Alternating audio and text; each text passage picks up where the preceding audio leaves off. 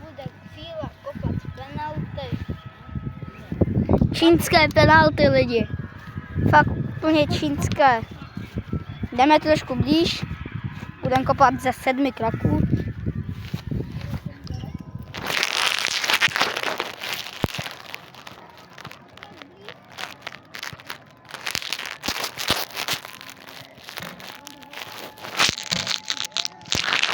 Řekl si, Ondro, penalty.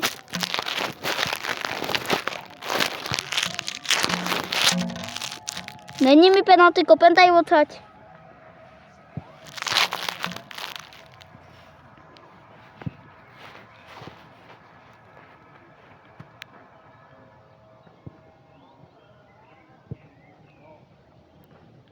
Penalta číslo 1. Dáme 10 penalt a kolik z 10 dám? Jestli já dám 5 a jestli já dám 6 a Ondra 4 chytí, tak já vyhrál. Se kdo víc udělá lepší skóre. Tak první penalta Ondra. 1-0 pro Ondru.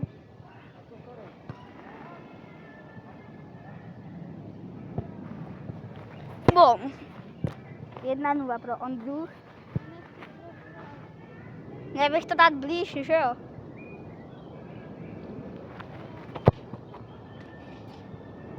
Jedna. Z dvou střel zatím, je to 1-1 pro mě.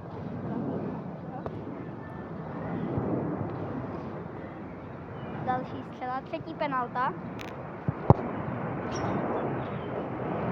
Protože jsem psí.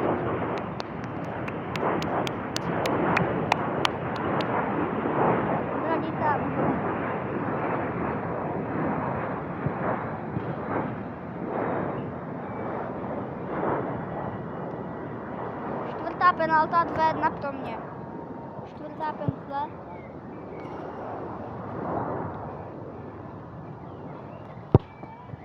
Chytá nechytá, protože to vůbec není fotbalista.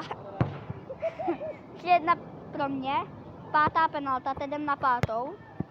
Je to zatím 3-1 pro mě. Co? Jde, já ti dávám malý. Ne. Takový. To je malá, kámo. Tak přerostu je důchodná.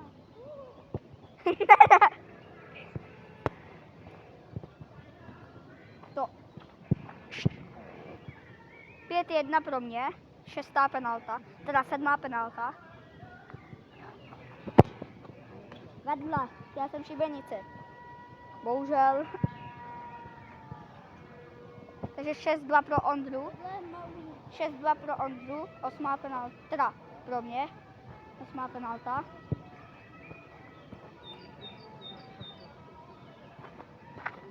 Osmá penalta.